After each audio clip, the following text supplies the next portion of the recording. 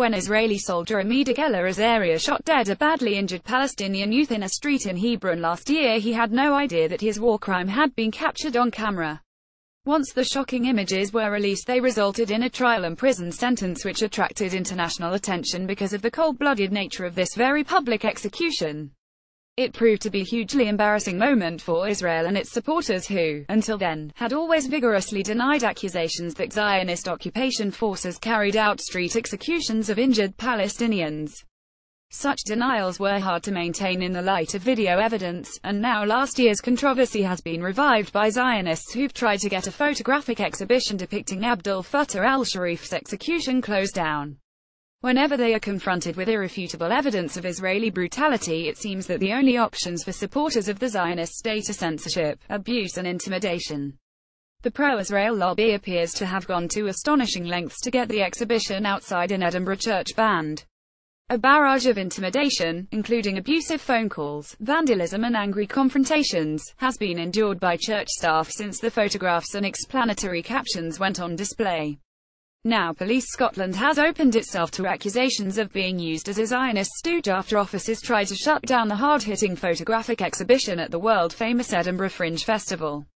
It seems that photographic evidence of Azaria's street execution of the young Palestinian is still too much to stomach for supporters of the Tel Aviv regime.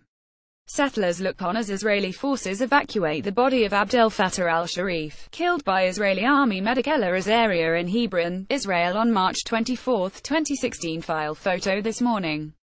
Palestinians Ramzi al-Kasraoui and Abdel Fattah al-Sharif were shot after stabbing a soldier in Tel Rumida, Hebron. The soldier sustained medium-level injuries.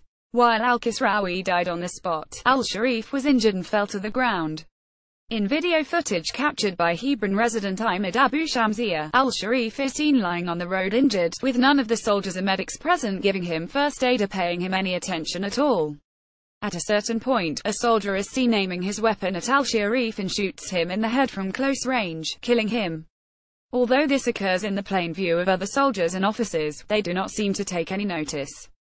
Source: the 24th of March 2016. BT Selim. The Legacy of Balfour is a documentary exhibition created by the Network of Photographers for Palestine (NPP) on show outside St John's Church in the Scottish capital's Princes Street to highlight international human rights abuses. Since it opened, it has been targeted by vandals suspected to be from pro-Israeli lobby groups. This weekend, after a complaint to local police officers, an attempt was made to close it for good. Police in Edinburgh were called after a member of the public entered the church and became verbally abusive towards the staff inside. A female complainant, whose identity is being withheld by the police, demanded that the exhibition be shut down.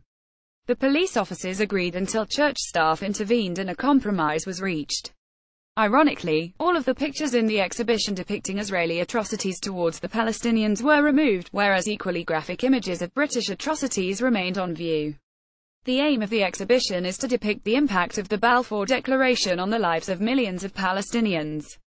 In 1917, the then British Foreign Secretary, Arthur J. Balfour, whose stately home is in Whittinghame, just 25 miles or so from Edinburgh, promised a national home for Jewish people at the expense of the Palestinians who were living and working on the land which they rightly regarded, and still do to this day, as home.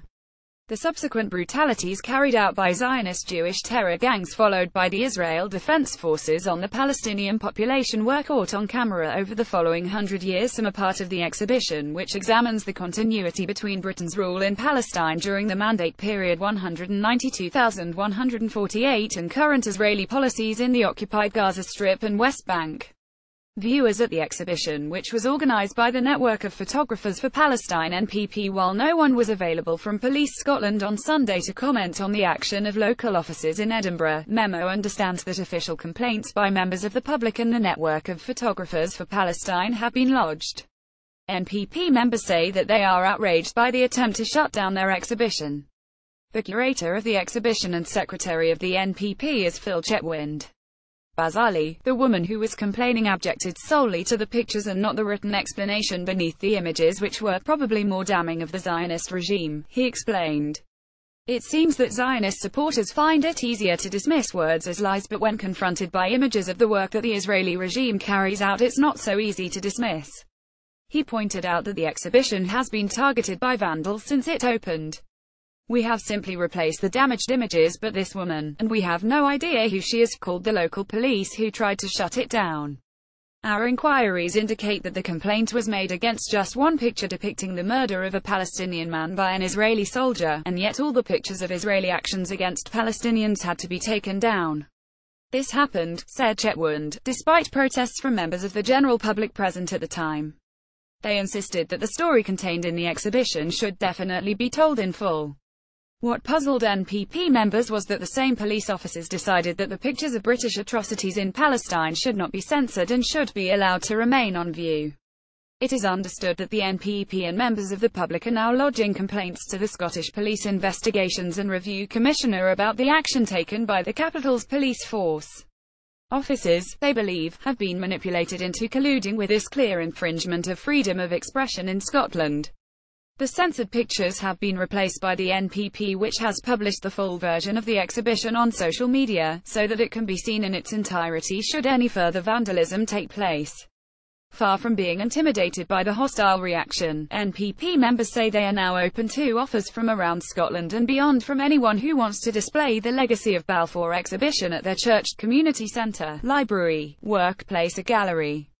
The full exhibition can be seen on the group's Facebook page, which is also the best point of contact for Phil Chetwynd. The NPP has a second fringe exhibition this year on Palestinian refugees, and it is entitled Displaced. It will go on show in Inverness next weekend and on to Loch Inver before it heads to Ramallah and Gaza City in October.